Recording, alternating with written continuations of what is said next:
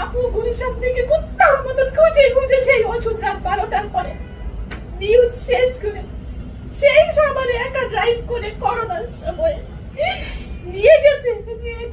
তুই ওষুধ নেই ওর জন্য, সেই ওষুধ ওর গায়ে টাচ করে লাগানো যায়নি, এত বিষের মতন ব্যথা ছিল।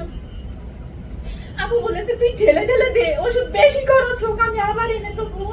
সেই আপুর সম্বন্ধে অপমান দেয়, কত বড় অকৃতজ্ঞ!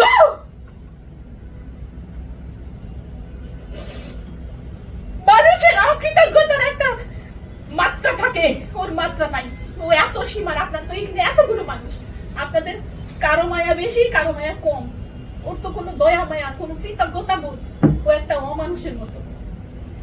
আমি বুঝিনি, আমি বোকা, আমি বুঝিনি।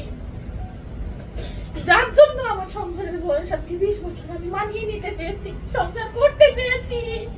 এই